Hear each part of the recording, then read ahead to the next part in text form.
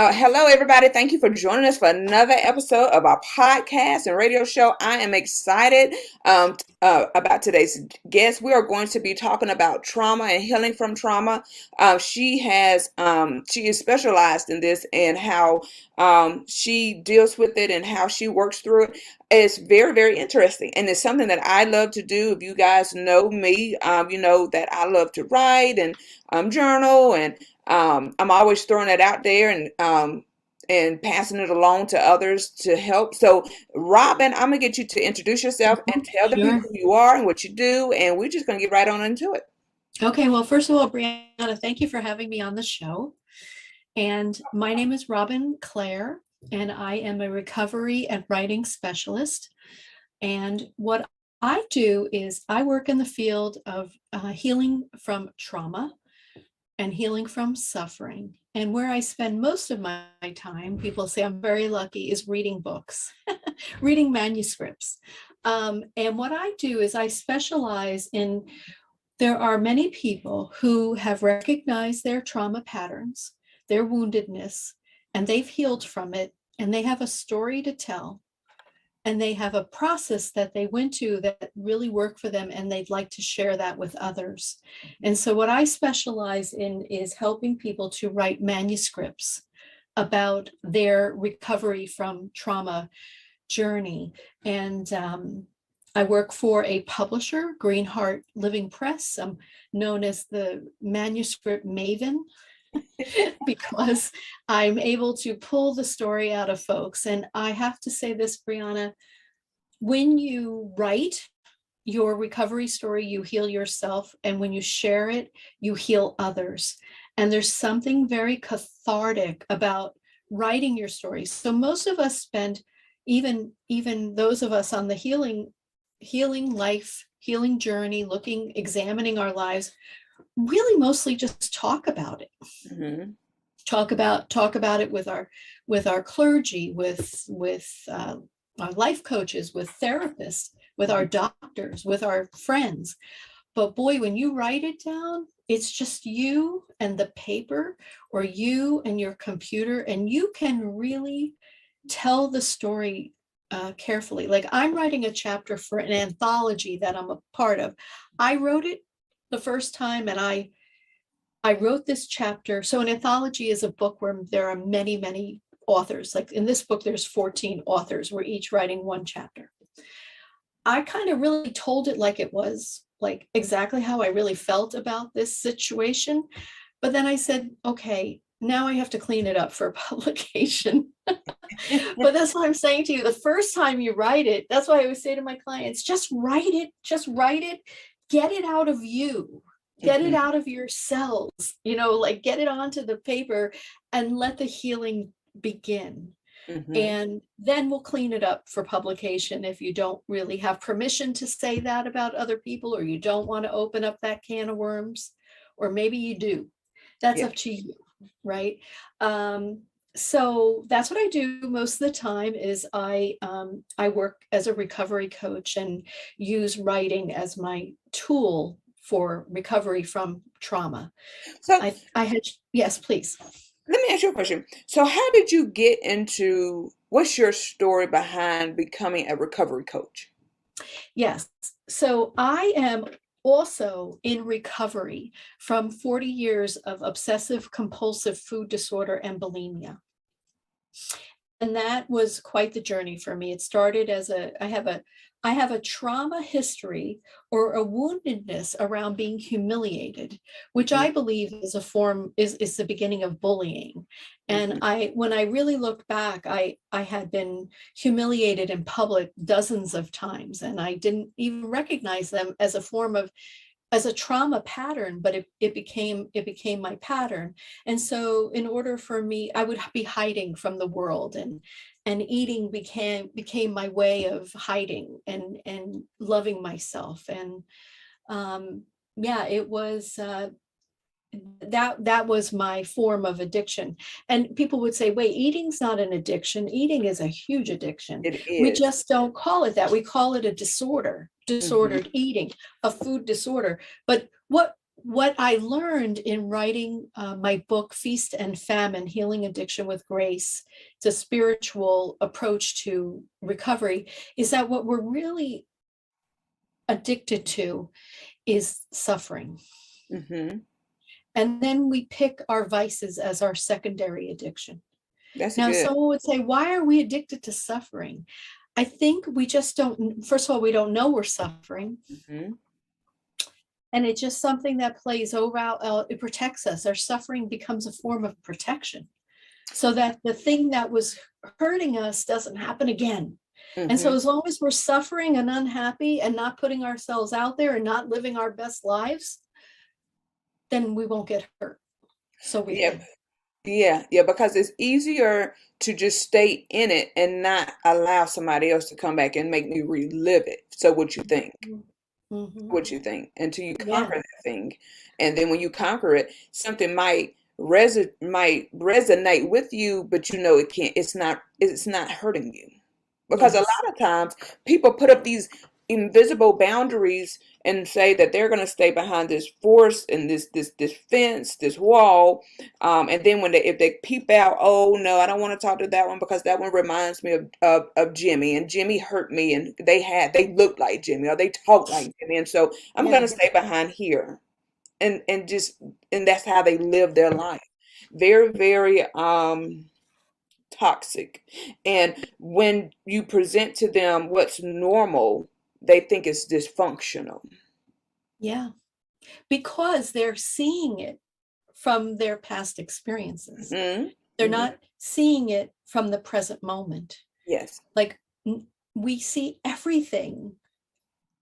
If we're not paying attention, we will see every experience that comes into our world from regret of the past Yes. or fear of the future.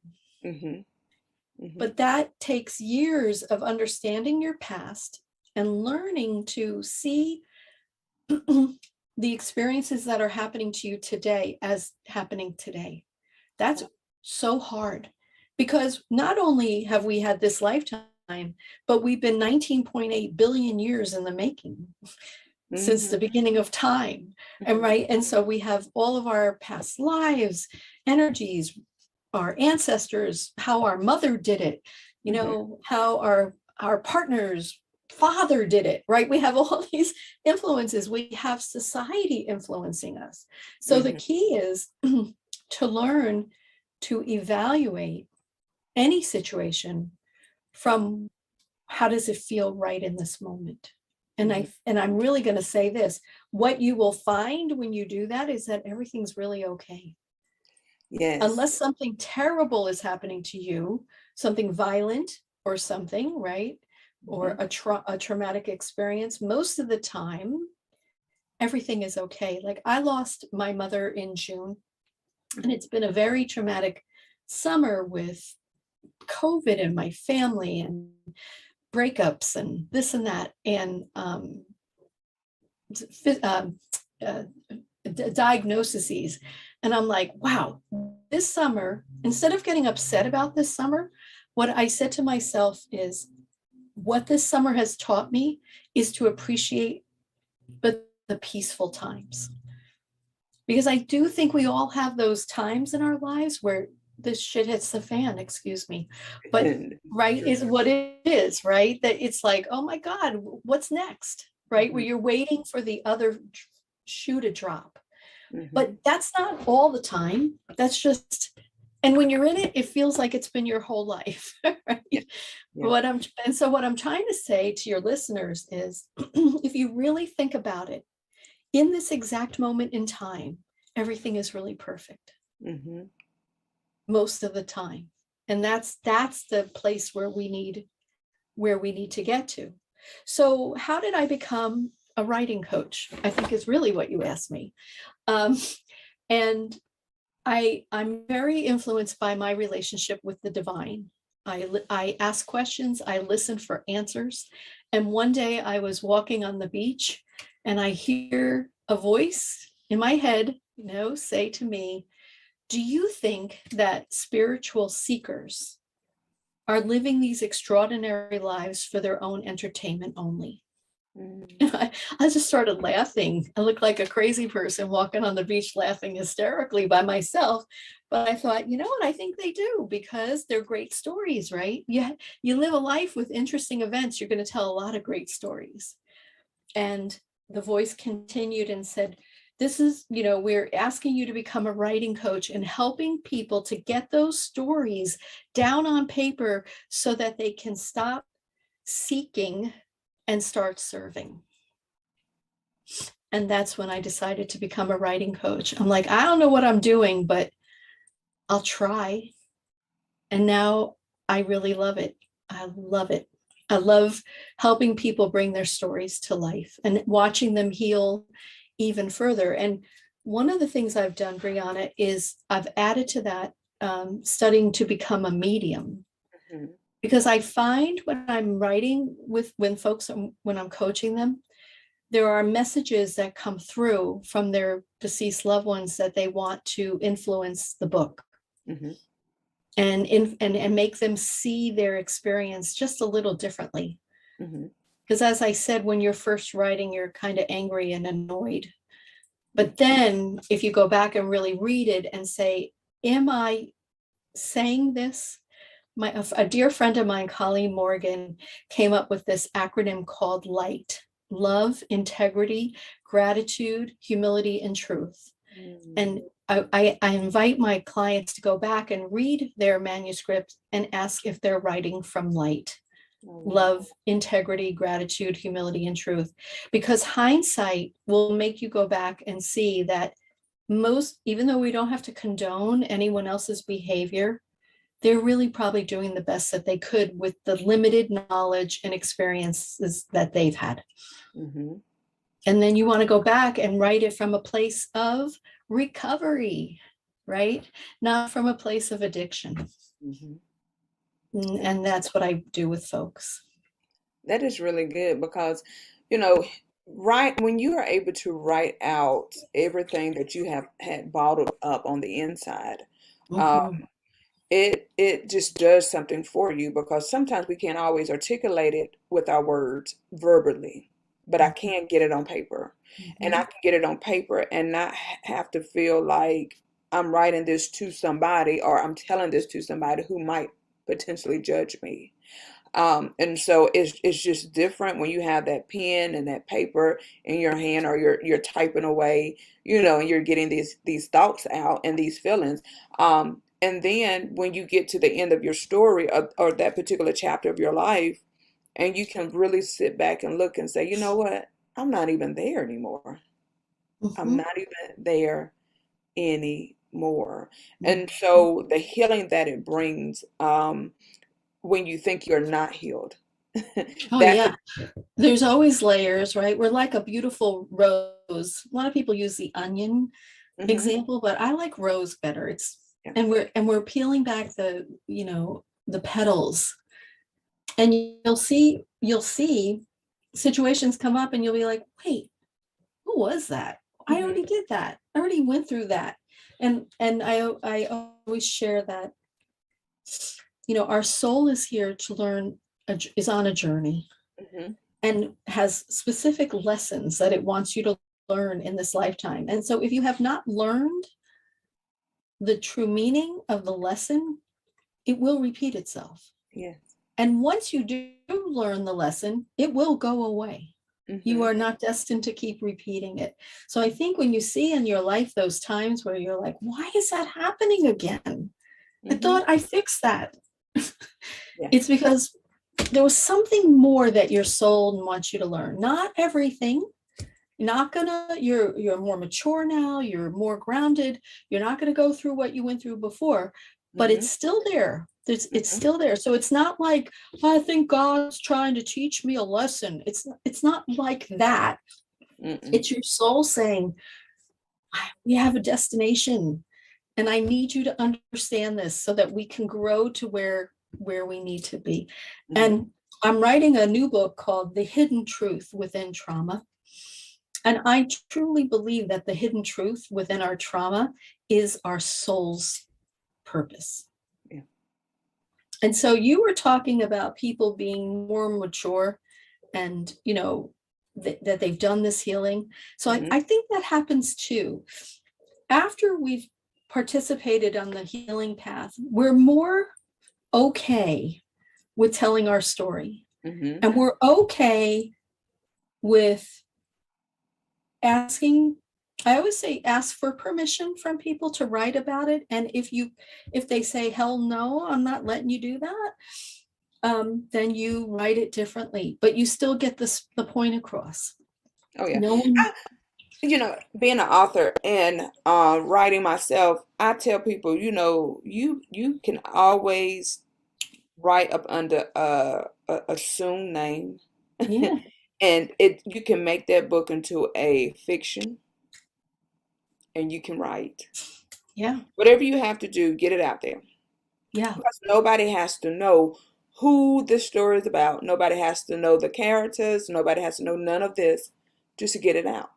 Mm-hmm, mm-hmm. Because there are ways around it where nobody knows when I write up under my assumed name. They don't know it's me. They just like, oh, have you heard of this book? And things of that nature. And it's like, yep. But it was I needed to get it out there, and I wanted people to know that there is healing, or you recover, but there's life after this. Yeah, yeah, yeah. I also think if you're going to write a book about your trauma history, you must be in some form of professional care also. That's good. Like I always insist that my clients be in therapy at the same time that they're writing their books, Hmm. because this stuff comes back, it comes up, and I want them to be able to have someone.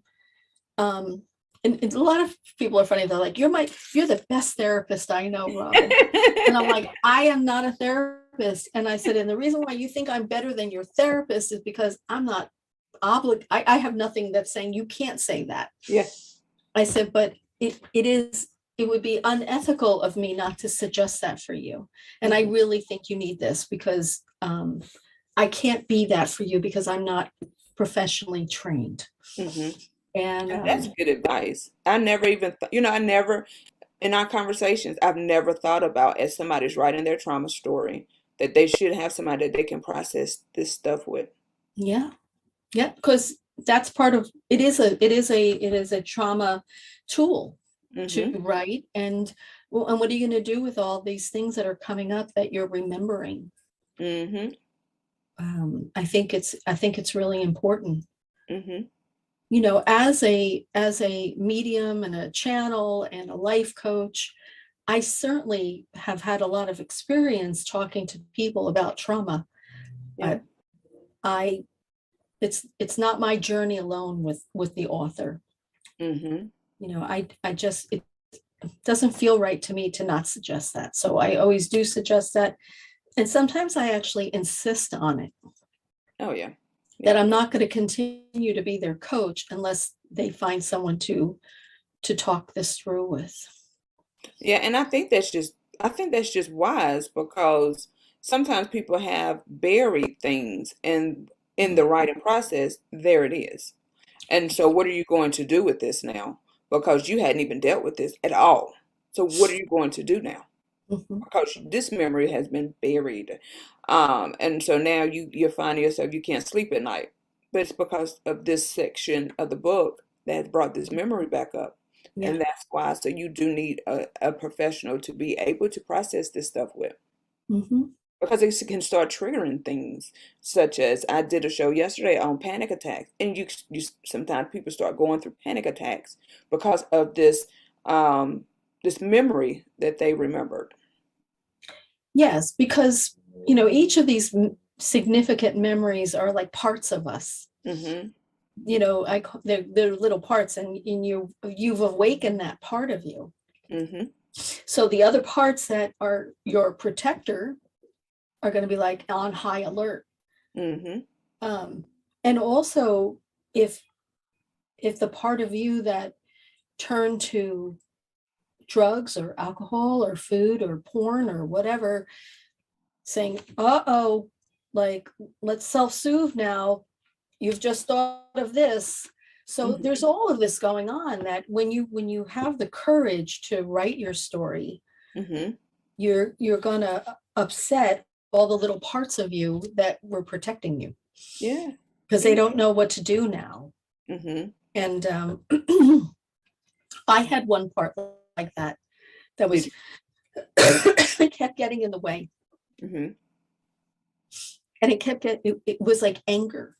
Mm. That's how it would show up, anger at different situations. Mhm. And I sat down with this part of me. I don't even know how to explain how I sat down. It was more like, hey, I'm talking to this part. I Yeah. don't know if it's listening, but I think it is, because I don't have that anger anymore. And I said, I want to give you a new job. How about, instead of being anger, you become enthusiasm? Like, how about if you be like the fire, take that fire and put a fire under me and get me excited about making, going further out into the world. And, so taking the fire and putting a fire under me, instead of like having me shoot fire out of my mouth at other Mhm. people. Mhm. So I worked on that for quite a while. First, Yeah. of course, I had to understand where the anger was coming from. Yeah. And I did that in therapy. And then I just gave it a new job and said, I love the fire. Fire's exciting, right? Mhm. Fire is a wonderful attribute to have. Yeah. Yeah. You just Yeah. have to put it in the right place. Mhm.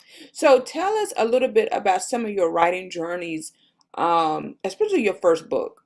Your Mm, first book sounds very, very interesting. it is. And It is. so tell us about that journey and how, when you began it, what kind of things kind of came up for you, and how did you work through those things? And by that time Yeah. you got it published, where were you? So where did you start? How Yeah. did the process look? And where were you when you finished? Yeah. So I've always had a kind of a gift to hear deceased loved ones and different things. And then when I was in corporate America for 25 years, and I started kind of going on my spiritual path in the last 5 or 6 years of it, and just reading whatever I could about it, but I couldn't talk about it. Corporate America, no way. So the last 3 years of my journey in corporate America, I started thinking about how can I get out of this corporate America and come into the spiritual community? Where can I add value? So I stood on my deck for almost a year asking, how can I be of greater service to mankind? And there was a being of light that was standing there with me, but I was way too afraid to turn and look and see who it was. So I left. I became a spiritual business promoter, helping other spiritual teachers and healers and folks like that do events and become successful. And about, I don't know, 5 years into it, some of my friends who were channels themselves said, Yeshua would like to speak with you. And I said to one friend, I go, okay, well, why don't you have him call me on the phone? And she's like, do you have any idea who Yeshua is? I go, I don't. And she said, Jesus would like to talk to you. And I said, no, thank you. I don't think so. Um, I grew up Jewish, and I was afraid of him. And every time I would look at his picture, I would get afraid.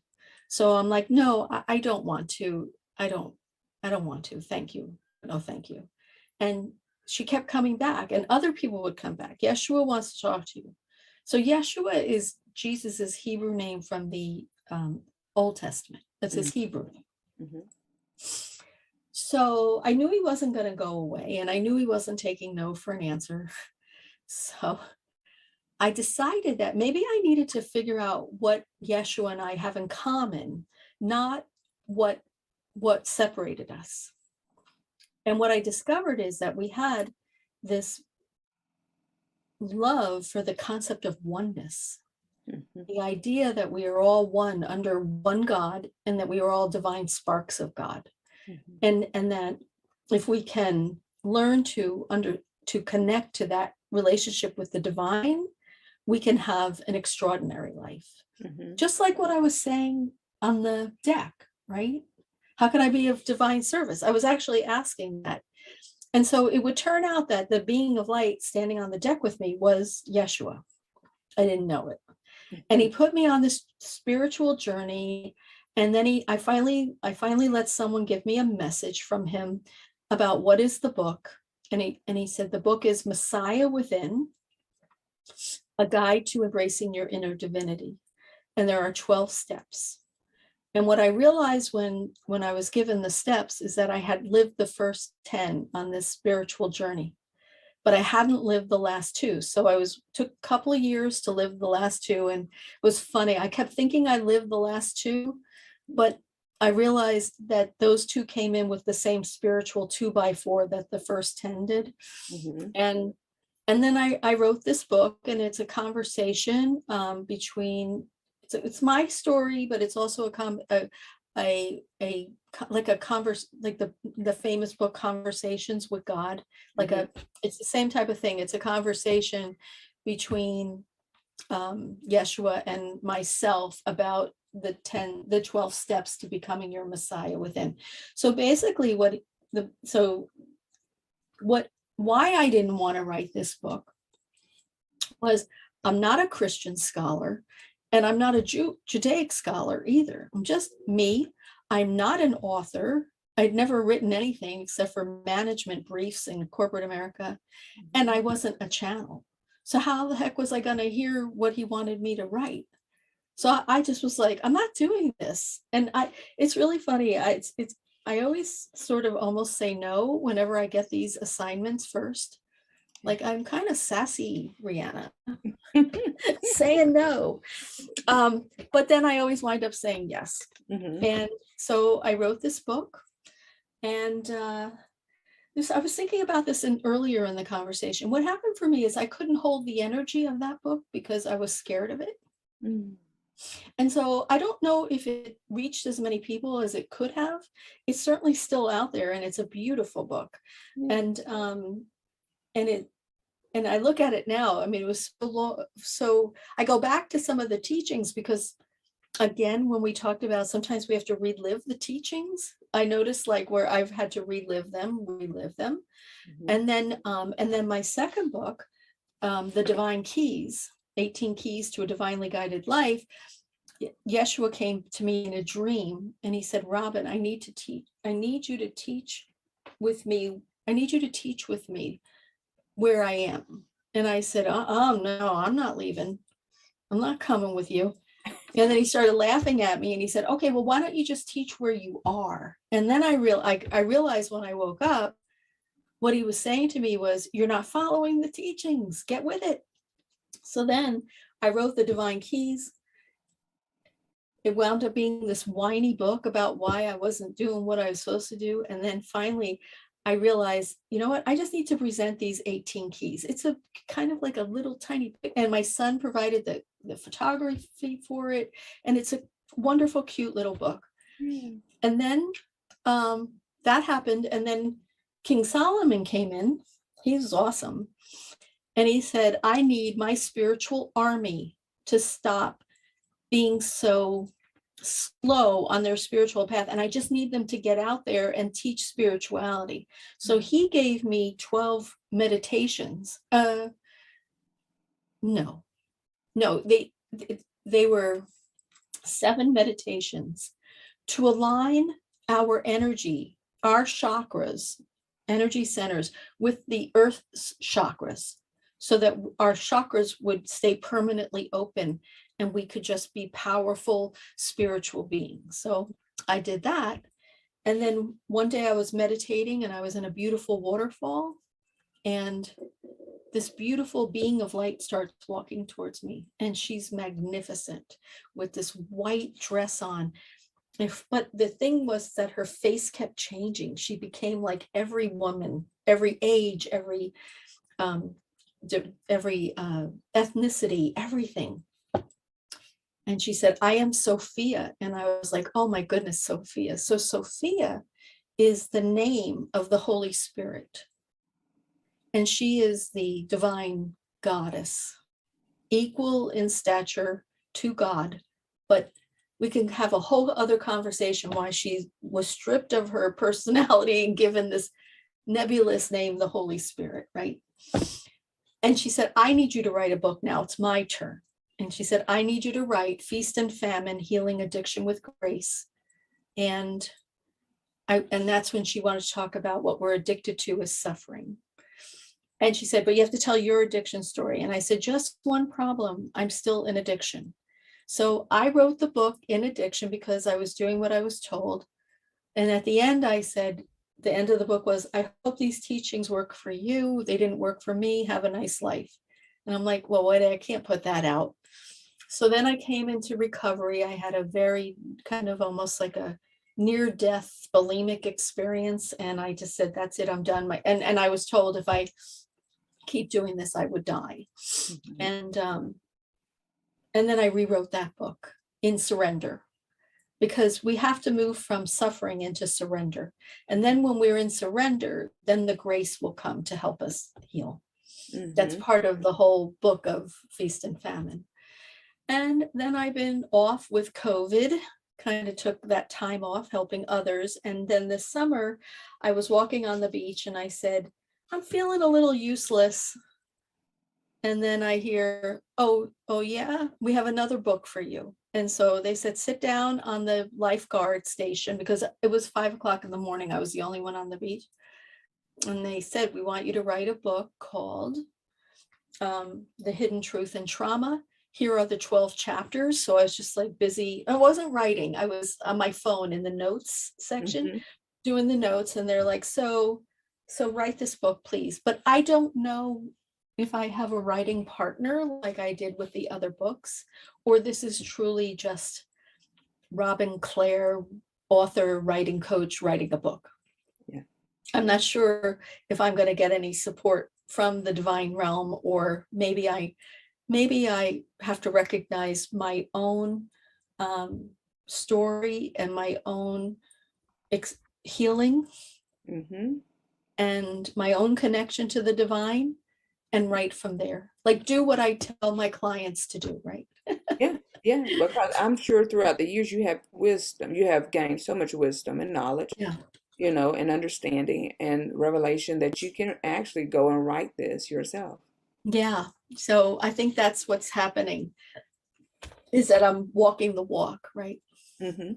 Yeah, Yeah. yeah. And So I'm sure. that's my writing journey. Yeah. When I do the writing coaching with others, I will call in their guides, their deceased loved ones, whomever wants to speak and give messages about what's going on in their book. So I think that's a value add as for me as a writing coach, Hmm. besides writing my own books, but that I think is very helpful to people. Yeah, yeah.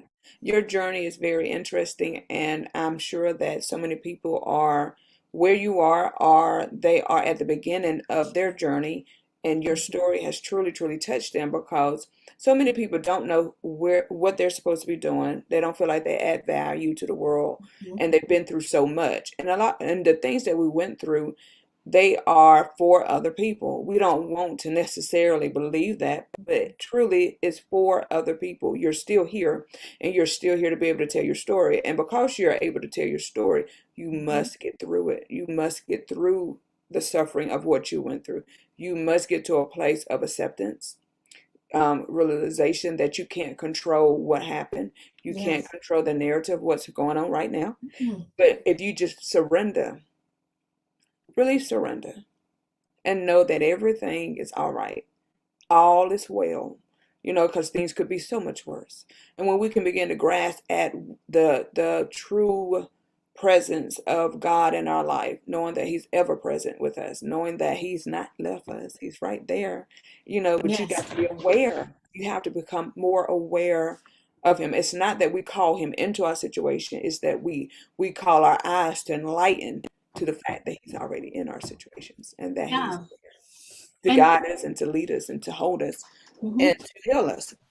Yeah, so if we went back to Feast and Famine, Healing Addiction with Grace, what Sophia said is pain is inevitable.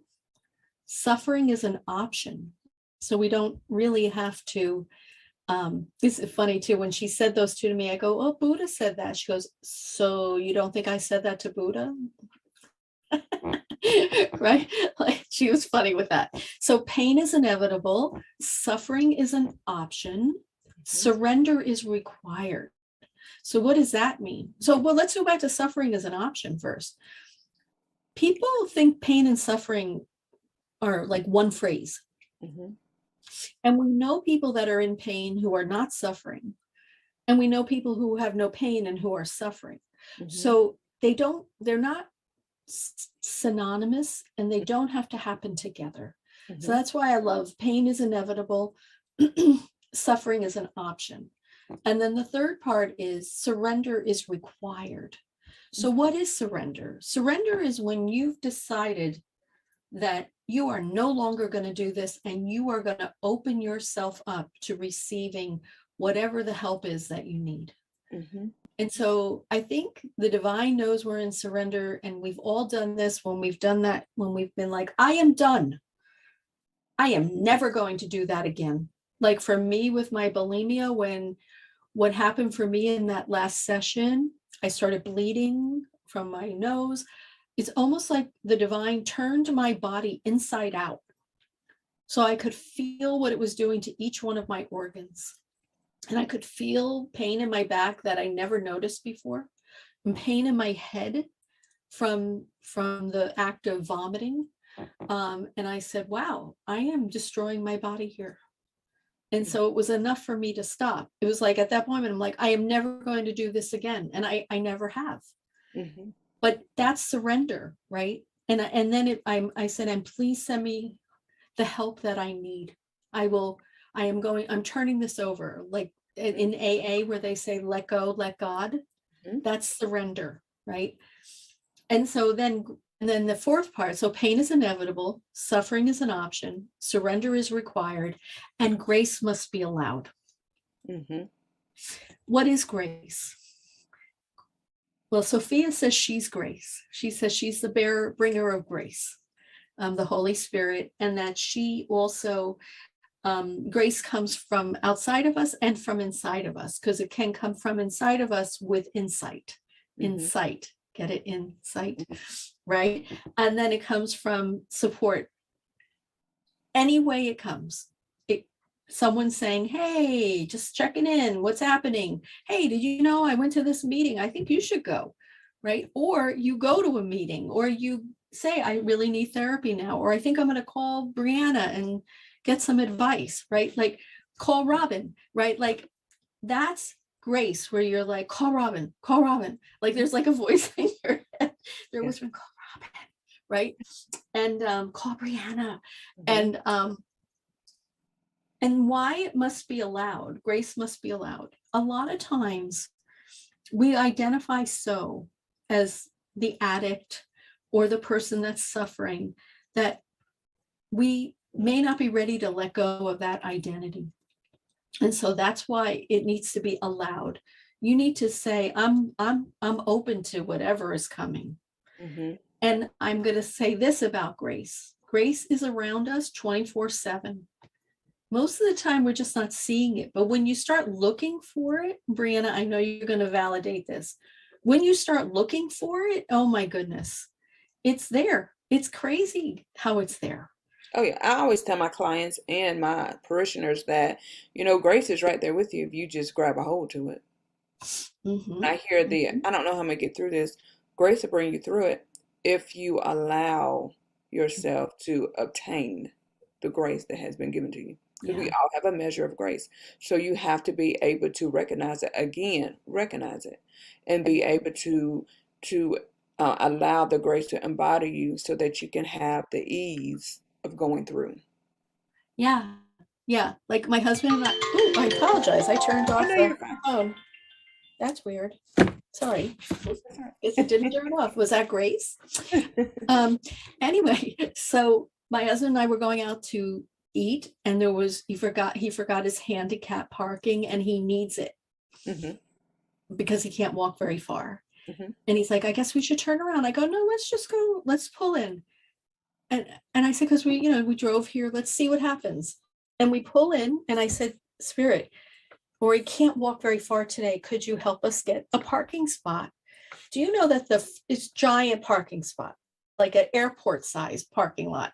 The first person after the handicap things pulled out as we were pulling up. And I'm like, that's grace. So we don't think of those things as grace.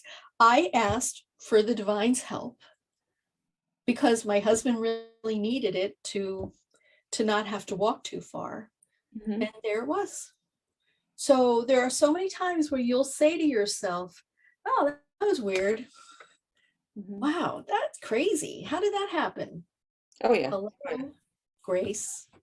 Yeah, right. And you know, a lot of times we don't ask as much as we need to. We don't to Oh, God and yes. ask like we should. So I remember when I wrote my book, and my first book, and I'm not a writer, I'm terrible in grammar, and it was just like I kept seeing this story play and right. I'm sitting and I just kept seeing the story. And the Holy Spirit said, right. So I just wrote Yeah, everything that I saw, yeah, and it was like this, it was grace. It was nothing but grace. When I remember saying, Lord, help me. And I remember that it snowed. mm, I didn't have to take my kids to school, and I didn't have to go out. I had no obligation. All obligations were canceled because of this terrible snowstorm. And I said, Lord, help me to write this. I wrote the book within 3 days.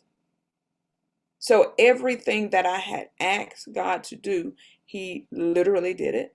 And it was because I asked. And it was because I sat there until I could feel the grace to do. yeah, And it was yeah, not a struggle. yes. And there's this spiritual concept out there that spirit won't help if you don't ask. Hmm. But But I that's want to turn that around right now on your show for the first time in my spiritual journey and say, um, spirit can't help if you don't ask. Right? Like I've always heard spirit won't help if you don't ask, but I think if you don't ask, spirit can't help. yeah. Because why? Because you won't see it, Hmm. right? You're not in surrender. Hmm. So I don't think they're sitting there saying, I won't help you because you didn't ask. I don't think it's going on like that. I think it's the other way around. If you don't ask, and you don't ask from a place of surrender, like you could be in addiction and be like, oh my God, I really don't want to get high tomorrow, but I wonder where my dealer is. Right? That's not asking for help. That's that's wishful thinking. Right. Right? So surrender is not wishful thinking, right? Mhm. Surrender is declaration. It truly matters to you and you're not going to do this anymore. Mhm. Then the help arrives. So that was kind of interesting, Brianna, because I've never liked that expression, spirit won't help if you don't ask. And I'm like, yeah, it's wrong. It's backwards. Mhm. Yeah, and Uh, it's your perspective of it, because indeed, when you are in a place of surrender, there are many times where I hadn't even said anything, mhm, but I had need of something. yeah, I hadn't said nothing, but what I needed was there. It was yes, provided. And it was because, and it a lot of times it comes in, God presents help in ways that we're probably not even expecting it. And so when you're not surrendered, like you said, and you're not open to see what He's going to do, it is like I don't recognize this raven bringing me something because it's a raven. We consider a raven what, a dirty bird. So it's like they can't. There's no way I would not. that's right. And it's That's like right. you can't receive it because you're not ready to surrender and you don't recognize who God really is because you're not surrendered to Him. So you Yeah. only see you just can't. How can Mhm. you? How can I see help if I'm And not two, open to yeah. And what I love this part of the conversation because when you go to the place that you're talking about, when you live in surrender, oh my God, life is so interesting and fun, it? Hmm. right? Like it's hard. because they're saying, okay, you want to get to this next level, do this healing work, and forewarned, it's a little hard. It's gonna get messy. Yeah. But once you move that it's like the book The Big Leap. Love this book, but Gay Hendricks, and it says that in between our brilliance and our genius, our self-limiting beliefs about what we can't and can't do, Mm-hmm. and woundedness that is stopping us. And so if you can clear out that stuff in the middle, that those beliefs, Mm-hmm. those woundedness, then you can move into living your genius. And again, I think that's why we're living all of this, because we're trying to get to our soul's genius and live from there. And Oh, yeah. not just our genius in our mind. I mean, that's one thing. But when you're living divine genius, that would be a good book for you, Brianna, I'm hearing. Divine genius. What is that? Right? Like that would be very interesting to find out what kind of life can you have when you live in that level of connection, and use that connection to guide your life to the next levels of of service. Oh yeah, because you have to.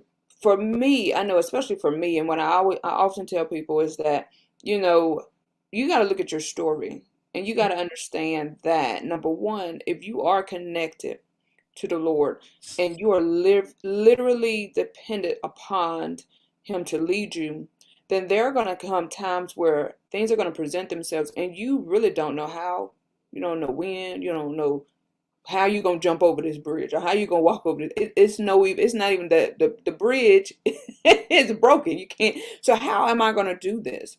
The only way you're gonna be able to do it is that you are connected to the one who made the bridge, Oh, I love that. brought you to it. And so because he has presented this before you, you have to lean on him. You have to listen to the instructions that are divinely given to you on how to do it. And so I can remember being a single mother, people often would ask me, how did you do it? How did you make it through at times where you had no money, where, you know, you had to do things that was just not conventional? How did you do it? You couldn't even make your car. How did you do it? And it was because I listened to the instructions that were given. The instructions that you get are so anointed in themselves because if it had not been for me listening to um, call this person who you haven't called or talked to in 20 years and tell them your situation. Let them know that you need them to help do X, Y, and Z. Well, they're not just doing it. They were more of a help than those you had been in connection with for 20 years. Isn't that the truth? I And found so, that out when my mother passed away. The people who really rose to the occasion, I was like, really? I haven't spoken to you in 20 years, and you're at my mother's funeral. right. And so that's when you know that you're hearing and you're hearing well. Mm-hmm. I know I heard well when things are uncommon. It's always uncommon. It's nothing common. It's nothing that can be done just. It's always uncommon things, uncommon blessings, uncommon favor. Well, who would have known that the lady at my daughter's school was going to come and spend 20 hours at my house after hours helping write grants and do brochures and I divine instructions. What did you call that? Uncommon? Uncommon favor, uncommon favor, Yeah. uncommon instructions, uncommon I don't remember what all I said. Uncommon favor, uncommon instructions. Um, but anything uncommon, anything that's uncommon, you will know that you have heard well. Yeah. You've heard and you heard well. If the Lord, if you go and you go to the bank and you get a loan, but you got A1 credit, well, I mean, it's not uncommon. Your credit's good. But I'm talking about a little girl who goes in with very bad credit and applies for a home because the Lord told me to go to this specific place, and they say, "Okay, there you go." I love it. So when you're listening, Hmm. to God, Mhm. to your divine source, Mhm. and you follow, it puts you in the path of a miracle. Of miracles. When people say that miracles are not a common day practice, or that's a lie. It's a lie. Another thing is, and I want to share before we end it, my daughter had cancer. And I can remember being in the room with the doctor and her father, who's an unbeliever, and I'm sitting there and I'm like, Lord, all this other stuff that's going on. And so I'm getting ready to start crying. And I hear so loud, you better not cry. You better not cry in front of these people. I'm like, what? You better not cry. And so immediately instructions began to be downloaded.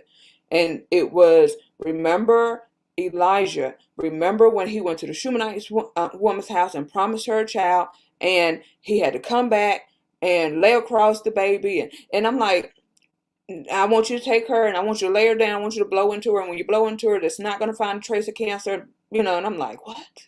It's crazy. It's uncommon.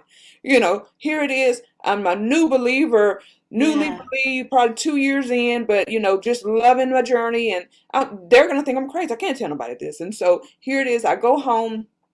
And I called my leader at the time, and I'm telling, it was a Wednesday night Bible study, and so telling them what the doctor said. And so I did not tell them what I heard. We get to church, and at the end, he comes and he says, I heard on my way the Lord say for you to bring her up here, the same exact thing.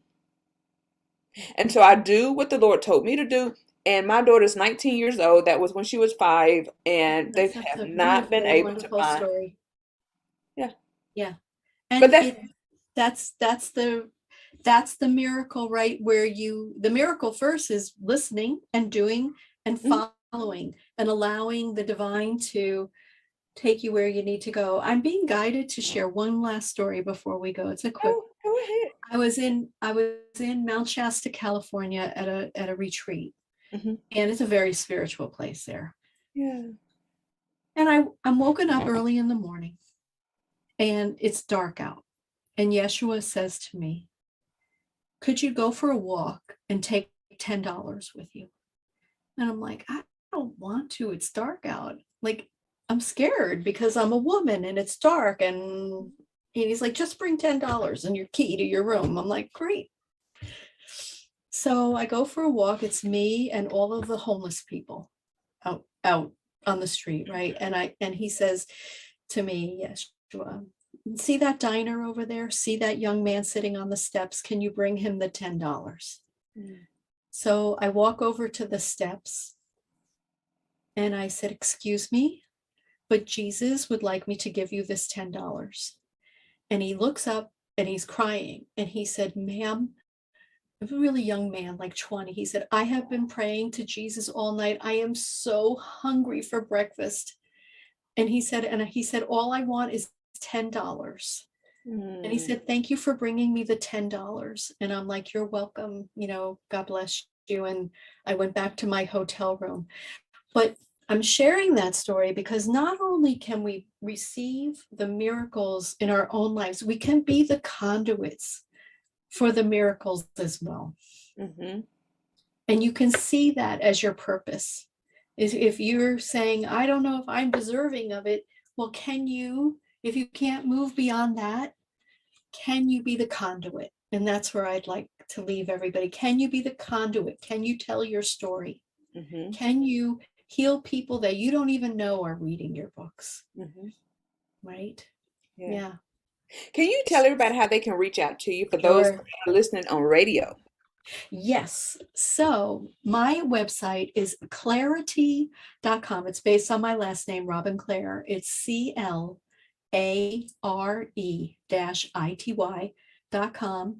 And it's Robin H. Clare, CLARE. And you can see me on Instagram, Clarity by Robin, and Facebook, Clarity with Robin.